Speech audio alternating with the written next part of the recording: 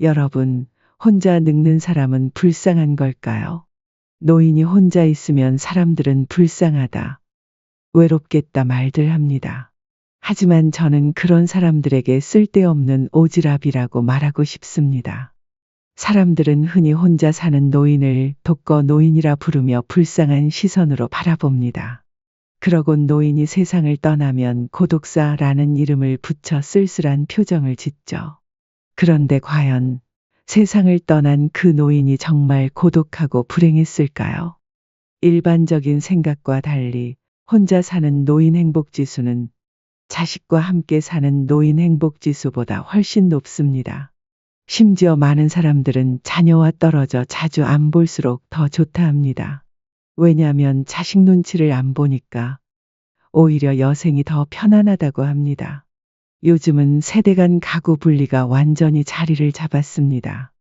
왜일까요? 그래야 부모와 자녀가 모두 행복하다는 사실을 배웠기 때문이죠.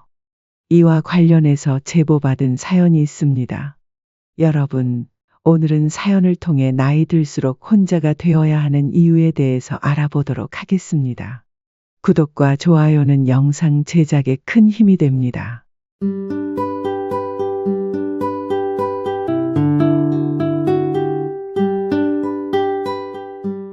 자, 사연을 읽어보겠습니다. 안녕하세요, 노후챙김님. 평소 영상을 재밌게 잘 보고 있습니다. 저는 70대 중반이고요. 전남 여수에서 2명의 아들을 키워낸 평범한 한 어머니입니다.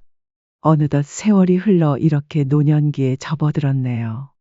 저는 작년에 남편을 보내고 현재는 혼자 살고 있습니다. 작년 이맘때쯤이었던 것 같아요. 택시를 하던 남편이 어느 날 배가 너무 아프다고 일을 안 나가지 뭡니까? 평생을 살면서 택시 일을 한 번도 이런 식으로 쉬어본 적이 없는 사람인데 그날은 참 달랐어요. 남편이 바닥에 뒹구는데 너무 놀라서 얼른 119를 불러 병원에 실려갔죠. 병원에서 한동안 무슨 정밀 진단을 하고 나서 의사가 그러더군요. 췌장암 말기라고요. 아니, 그렇게 멀쩡하던 사람이 말기라뇨?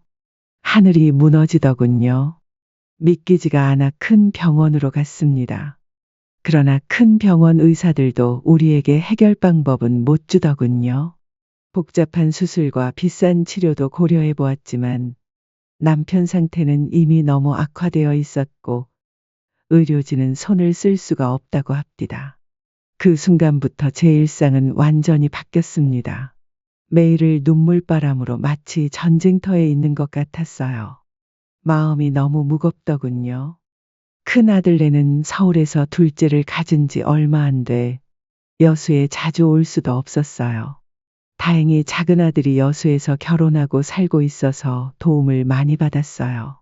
남편과 함께할 수 있는 마지막 시간들을 최대한 의미 있게 보내기로 결심하고 정성스럽게 간병했습니다. 그러다 이제 남편을 보낼 시간이 다가오니 문득 이 사람을 보내고 나면 나 혼자 어떻게 살아야 할까 하는 두려움이 몰려오더군요. 그때부터는 책도 읽고 텃밭도 가꾸고 산책도 자주 하고 지인들도 만나고 그랬어요. 저 나름대로 앞으로 혼자 잘 지내는 방법을 연습했던 거죠. 그리곤 결국 남편을 가족의 사랑 속에서 보냈네요. 작은 아들은 제가 혼자 남는 게 딱해 보였는지 같이 살자고 하더군요. 처음에는 공허하고 슬퍼서 저도 아들 집에 들어가고 싶었죠. 하지만 며느리가 있는데 어떻게 그러겠나요?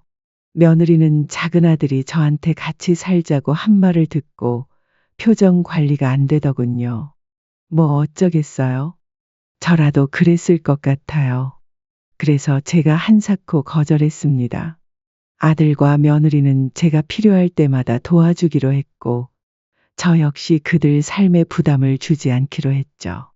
처음에는 혼자 사는 게 걱정이 되기도 했어요. 그런데 막상 혼자 살아보니 작은 아들 집에 안 들어간 게 정말 잘한 일이더군요. 혼자서 지내다 보니 취미와 관심사를 발견하게 되었고 오랜만에 느껴보는 자유도 만끽했습니다. 동네 친구들도 만나고 지역 활동에도 참여하기 시작하고요. 이런 변화들이 저를 더 활기차고 긍정적인 사람으로 만들어 주더군요. 혼자서도 충분히 의미 있는 삶을 이어갈 수 있다는 사실을 알게 됐어요. 요즘은 책을 읽고 정원 가꾸기에 더 많은 시간을 쓰는데 이게 참 만족감을 줍니다. 음식도 이제는 혼자 먹으니 제 마음대로 새로운 요리에 도전을 하곤 하는데 이런 삶이 예전보다 저를 풍부하게 해주네요. 남편을 간병할 때 혼자 지내는 삶을 연습했던 보람이 있었네요. 아들과 며느리는 한 번씩 찾아오곤 하는데 이렇게 가끔씩 보니 오히려 더 반갑고 저도 눈치 안 보고 여유로워 삶이 참 좋더군요. 떨어져 사는 게 우리 관계에 긍정적인 영향을 미쳤고 서로 개인적인 공간과 시간을 존중하니까 마음은 더 가까워지더군요. 신기하게도 적당히 떨어져 지내는 이 자유로운 분위기가 관계를 더 좋게 만들어 주었어요. 노후 챙김님이 예전에 영상에서 말해줬던 것 같아요. 진정으로 혼자 잘 지내는 삶이란 서로가 적당히 거리를 유지하는 거라고요. 그 말이 생각나서 이렇게 사연을 보내봅니다. 여기까지 사연 내용이었습니다. 여러분, 어떻게 들으셨나요?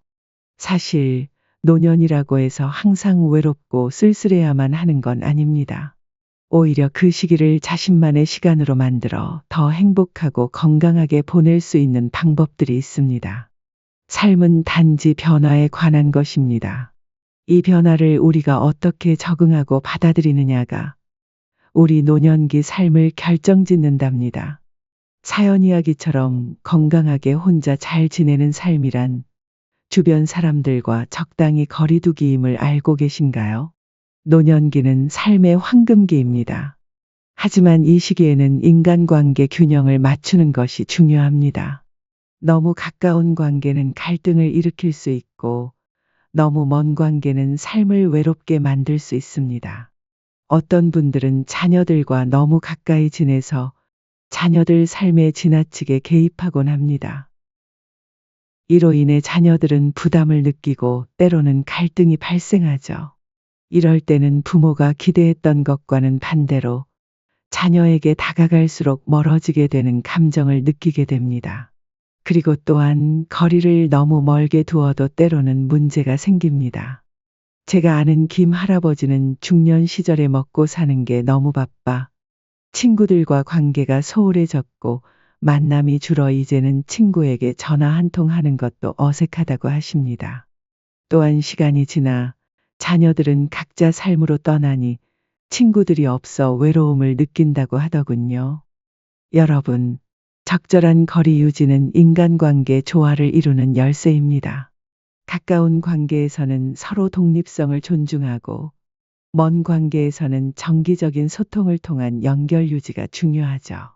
특히 노년기에 접어들면 더욱 그러합니다. 건강하고 행복한 혼자의 삶이란 항상 홀로 보내는 삶이 아닙니다. 평소 혼자서도 아주 잘 지내면서 한 번씩은 누군가와 소통을 하며 관계를 충전하는 게 가장 이상적인 혼자의 삶이죠. 그리고 혼자 잘 살기 위해서는 사연 주인공처럼 취미 생활과 배움의 끈을 놓지 않아야 합니다. 취미와 배움, 이게 바로 노년을 빛내는 열쇠입니다. 취미와 배움은 정신적, 사회적 활력을 유지시켜 줍니다. 삶의 질이 올라가는 거죠. 나이는 단순히 숫자에 불과합니다. 노년이 되었다고 해서 새로운 도전을 멈출 이유는 없습니다. 나이를 의식하지 않고 새로운 일에 도전하는 행동이 혼자 사는 삶을 더욱 풍부하고 활기차게 만들어주죠. 또한 노후에 갖는 취미는 끊임없이 새로운 생각을 하게 해서 정신 건강 유지에 도움이 된다고 합니다. 취미 활동에는 예를 들어 식물 키우기, 새로운 요리해보기, 뜨개질 같은 활동이 있습니다. 꼭 특별한 취미가 아니어도 좋습니다. 예를 들어 나와 오랫동안 함께 지낸 물건들을 하나씩 정성스럽게 사진을 찍고 그 물건들에게 감사 편지를 쓰는 일도 취미가 될 수 있습니다. 또는 핸드폰으로 하루하루 영상 일기를 남기는 것도 재미있겠네요. 취미란 특별해야 할 필요가 없습니다. 오히려 일상에서 소소하게 즐기는 모든 행동들이 노년기에 접어든 우리에게 더욱 현실적이고 일상에 활력을 주는 취미가 될 수 있습니다. 여러분, 취미가 없다면 이 영상을 보고 나서 한번 새로운 취미를 만들어 보는 게 어떨까요? 분명 하루하루를 더욱 가치 있게 만들어 줄 겁니다. 여기까지 노후챙김이었습니다. 다음 영상으로 또 봬요.